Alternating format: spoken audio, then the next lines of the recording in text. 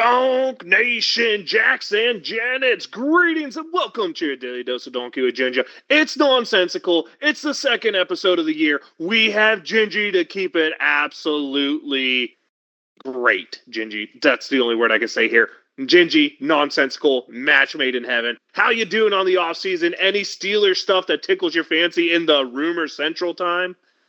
I ain't ready for that donkey. Mutant Gingy in the house. What's up? It's still February. We're talking nonsensical Steelers. I don't know, donkey. That rumor mill, it's the same hamster wheel over and over. Danny Dimes, baby. Let me Danny think about Dimes. it in April. We might have something to talk about at April Fools, depending on how that off season goes. The day we signed Danny Dimes, so everyone thinks it's actually a joke, but it's for real. Listen, I was talking to you. That's the path to the future, man. That's that 3-13 we're looking for. Right Probably. there. That's that big draft pick. That's what might get a head coach moved along if that's what you're interested in. But yeah, plenty of time to speculate. That's fine. Gingy, now that we're in like the fourth offseason of the same exact thing, Donkey's got a little tired, so I'm more into tier list this offseason. I started last week with tight ends. This week I want to move into running backs, but I want to first give you the list of tight ends I had here. Honorable mention was Vance McDonald, and then we'll go 5 through 1. I had Pat Freiermuth, Eric Green, Benny Cunningham, Mark Bruner, and of course, the man, the myth, the best tight end in Steelers history, Gingy. You want to take a gander at who it is? Heath. Without a doubt, Heath Miller. Anything that you didn't like about that? Anywhere you think I went a little crazy? Or do you think that list was pretty fair based off what it is and really not doing a whole bunch of research? I don't know of a whole lot more memorable Steeler tight ends than those ones. Bruner was most of my childhood in the 90s, right? Prior to...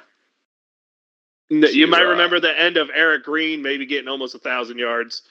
Yes, and that, but for the vast majority of my Steeler history, it has been Heath Miller, the best of both worlds, right? What I notice about that list, you're talking about both blocking and receiving tight ends, distinctly different between the two. Some of those tight ends on the list that you mentioned, mainly blockers, and some of them mainly pass catchers, but really telling between the difference in the way that football is played today versus how it's played even 30 years ago.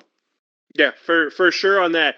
Gingy, do you think you're apt enough to do a little Dog Nation ranking on running backs here? Do you think you're up for that? I think I could maybe dip my toes in the water in that. Running backs is one of my favorite positions, and we've had our fair share of really good ones, to be quite honest with you. Yeah, I'm gonna start with honorable mentions here. If you think one of these guys belongs in the top 5, Gingy, let me know. But the guys I look at there is I look at Rocky Blair. I guess a guy like John Johnson had a decent career, but he's not really a guy I'd look at. Merrill Hodge is a guy that a lot of people would probably say in there. Who else do we got? Najee Harris, maybe, the rookie stuff he's done. Mendenhall, James Conner, if you're going to say those. Frenchie Fakua, Walter Abercrombie. Any of those type of names really guys that you want to talk about as potential top 5s? Or do you think they're all pretty solid being the honorable mentions? All very solid honorable mentions. None of those names broke my top 5, but they all crossed my mind when thinking about this list. All good Steelers ones. A name I want to put out there just because I liked his name and the fact that he got busted for cocaine, I believe. Bam Morris, always a name when I hear Steelers running backs that comes to mind. Yeah, and not necessarily for good things. So, but he was good on the field, Donkey. Mm-hmm. On the field, not as good off the field. This is a personal weird spot for me. My 4-5 are mostly just because I remember this guy more than the other. At 4, I had Fast Willie Parker and his ability to just break 75-yard runs, score touchdowns, be a big part of what the Steelers were when I was growing up. And I barely remember like the last year of Barry Foster. That's why Barry Foster comes in at 5 for me. and you get 4 to a guy like Fast Willie Parker. Yeah, Donkey. I was actually kind of considering the same thing, but I have them. I have them reversed, right? Okay, I that's think fair. Fast Willie won won a Super Bowl, but overall wasn't as a consistent and as a spectacular of a player in his time as Barry Foster was. He was one of those short-lived, high-performance guys that really was a gem for about 4 or 5 years there, right? Okay. But Fast Willie, of course, very memorable in our era. Massive Super Bowl run. Can't even can't even think about him off the list. And right, I think for me, Barry Foster might even been able to creep up further. But yeah, we've got some other names up there. Yeah, Gingy, I'm curious. There's obviously 3 that are going to be the top 3. Who do you put in that number 3 spot? Number 3 spot for me is Le'Veon Bell. Agreed. Although I think he was the best Steelers running back in history for a 4-year stretch. But Had longevity has to be a thing you consider, I think. And with that, he has to come down a little. I agree. The potential was there. Shame that we couldn't get the money worked out with the guy. And then once he, had a couple years off of football or a year there, it was just never really returned at the same caliber with which he left. But at the same time, was a part of a massive trio and all. The last real spectacular showing in Steelers offense, the Killer Bees, Yeah, really without kind a of, doubt. that was pretty memorable for me, and that's why he landed at the 3 spot. For sure. And probably the best receiving running back in Steelers history, although the best catch comes a little later in Steelers history. Gingy, I have the bus riding into number 2, and this was a hard one for me because that means number 1's a guy I clearly never saw play. But I just don't think Jerome Bettis has the lore of the guy who gets mentioned next. I just don't think he's the finite example of what Steelers history is. I mean, hell, the guy who's number 1 you get greeted by when you come into the airport. Spoiler alert. But Bettis, without a doubt, the boss man, rode it to a Super Bowl, rode himself to Canton. Thank the Rams for giving us him and deciding Lawrence Phillips was the answer for them. Jerome Bettis for me is number 2. Gingy, do you like him there, or do you like my number 1 at number 2? I actually like your number 1 and number 2. Got to go with the guy with the statue at number 1, honestly. In regards to Steelers lore, immaculate reception will go down in history. Jerome Bettis, though, the boss. Matt, consistent, Hall of Famer, classic Steelers lore, right? Ups and downs, roller coaster. Got to end his career in his hometown with a Super Bowl victory that almost was because of Right? heartbreak on his end, right? That what Yeah. a roller coaster that was. So yeah, guy at number 2, but again, the guy that goes down and as number 1 in Steelers history, probably the most widely regarded, I would say, memorable Steelers running back being Franco Harris. Yeah, without a doubt. He's without a doubt my number 1. I mean, what'd you say, man? You think Steelers, you think immaculate reception. That's like the first play that comes to mind. A 3-time Super Bowl champion. Dude who just led everything. A dude who, I know he fumbled a lot when you look at the numbers, but all running backs did back then.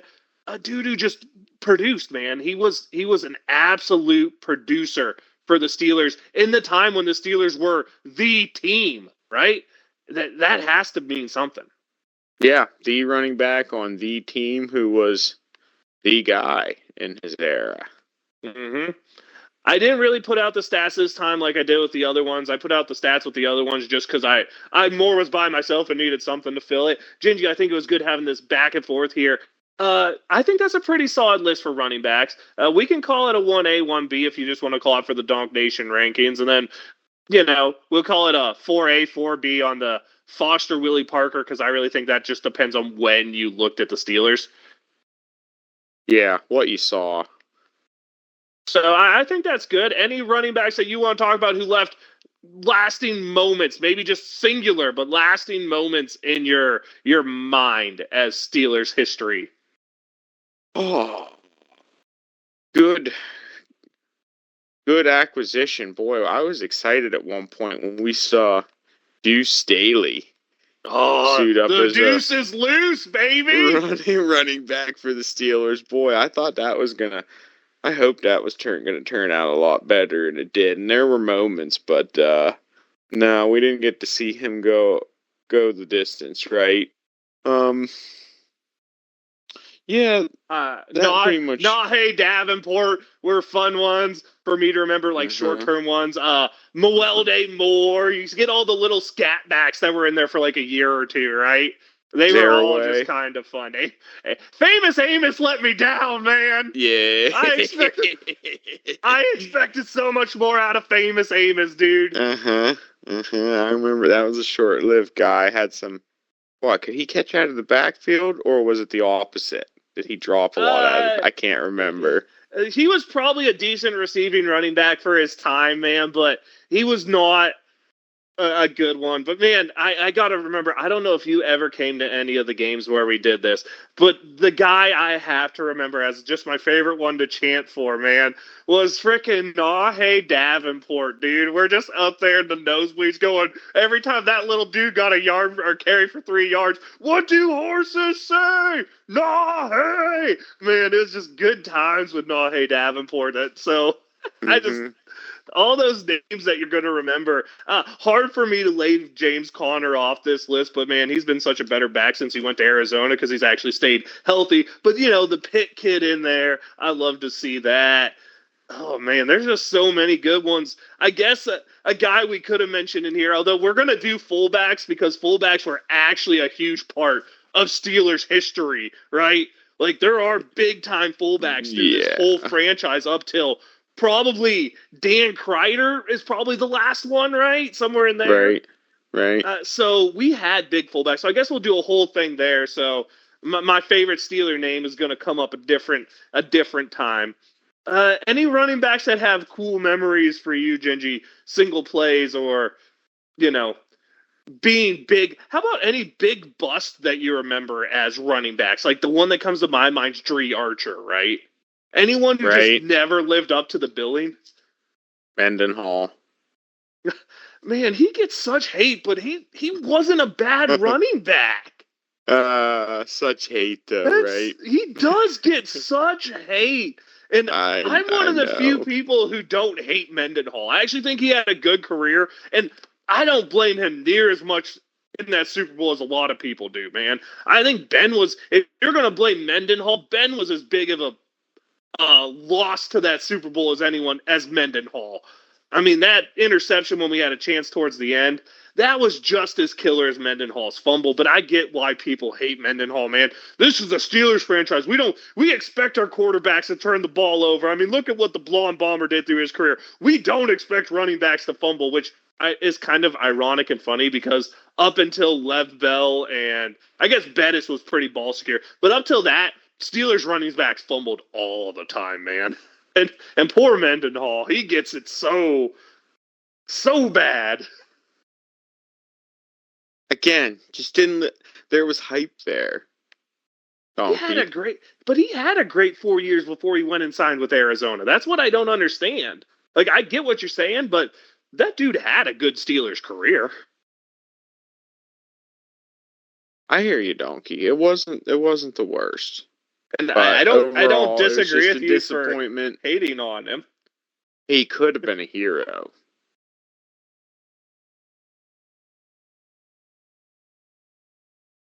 Yeah, I hear you on that. Could have been an absolute Rashard hero, Donkey, but Mendenhall.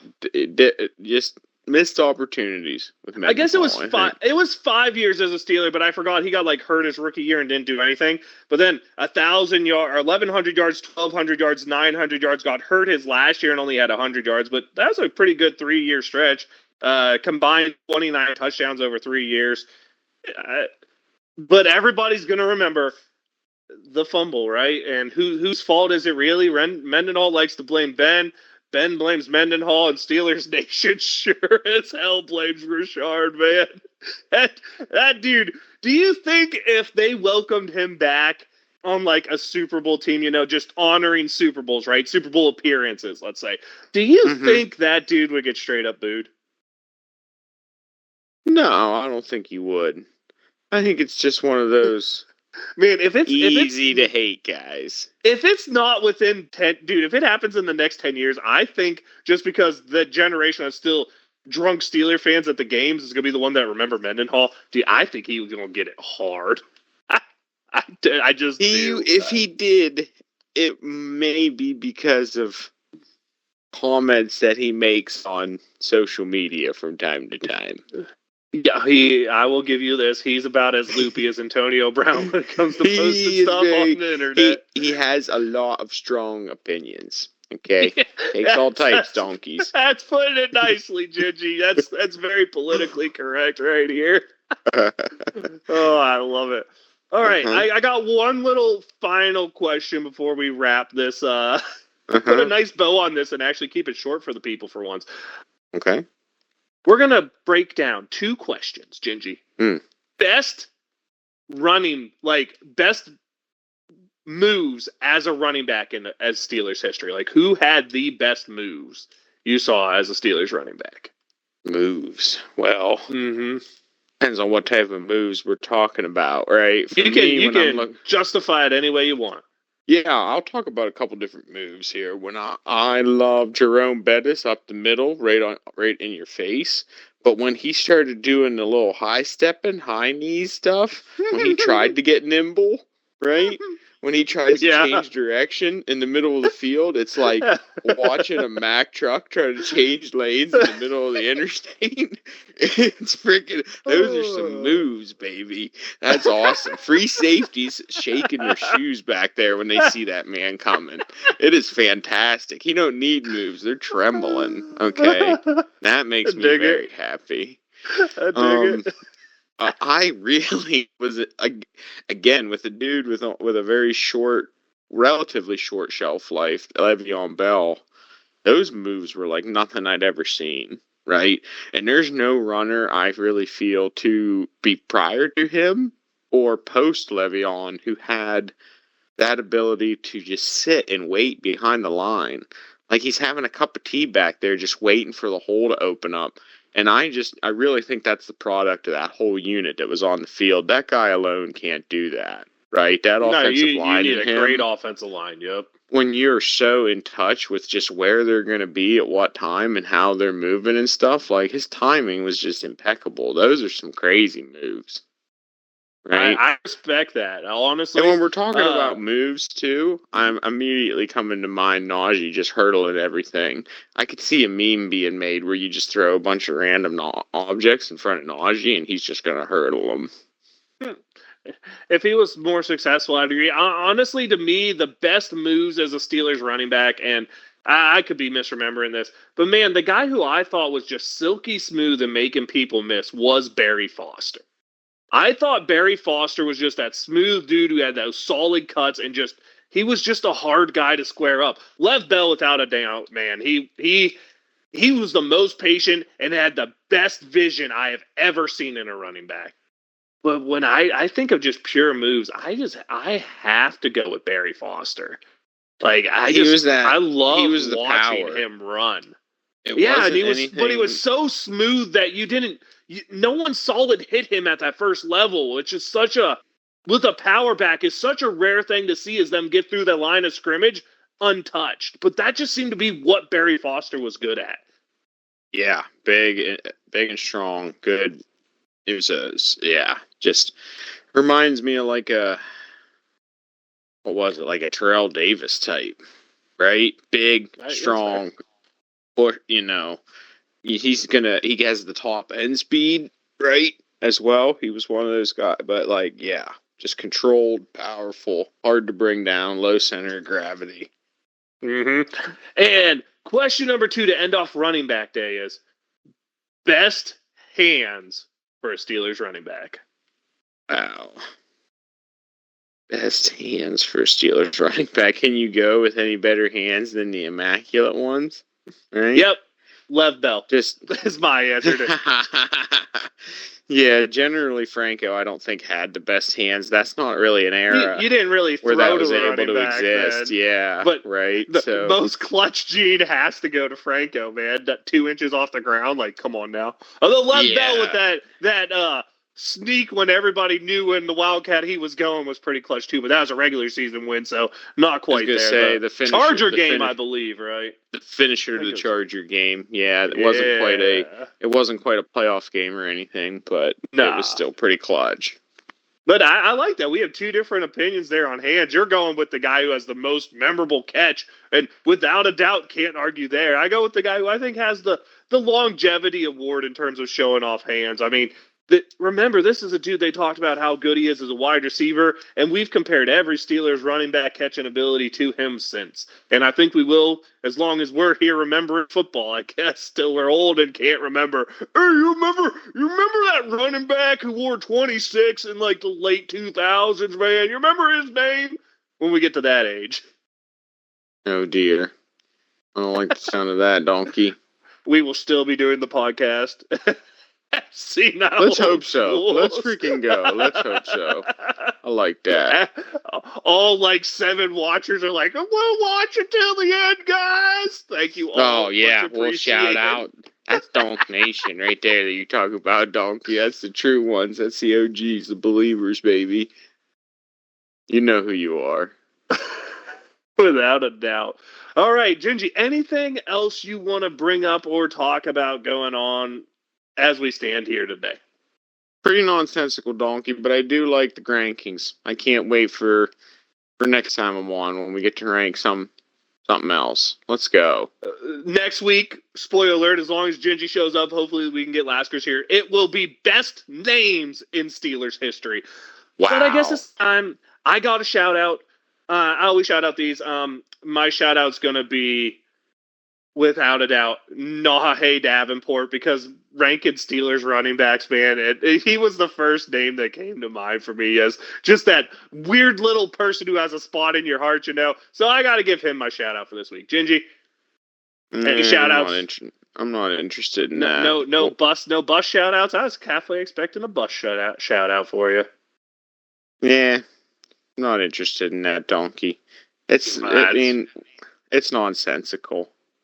It was pretty nonsensical. I like these rankings because it gives us a chance to reminisce, talk about players, and just have a good little sports conversation to keep things upbeat in the off season. When, dear any of you people who go full bore into the off season and listen to the crazy rumor mill, please don't lose your mind over anything you hear. Everybody else, have a good time. Listen to our crazy stuff where we're just going to rank crazy stuff for the rest of the off season. And I am the Viking Donkey. That's Viking_Donkey on Twitch and Twitter. Your daily dose of donkey with ginger is where you get this fun, awesome YouTube channel where you get all this fun, awesome content. Really messed that up there. Let's go ahead and say, if you all out there have your rankings for running backs, let us know. Let us know where we messed up. Let us know who we forgot. Let us know who we snubbed, who we overrated, because that's what's good about lists is everybody's entitled to their opinion. Everybody's allowed to think what they want to think. And just because you think something doesn't mean you're wrong. Gingy, let them know. Me and Gingy in the house has been quite nonsensical, Donkey. You gotta practice that one. You throw it off your rhythm there when it's nonsensical. You gotta practice the new liners for the off season, right? I almost wrecked my car in PUBG. Okay, so I was very distracted. Well, you metaphorically wrecked it a little bit there. Gingy in the house, we hanging out, talking nonsensical. Here we go, Steelers.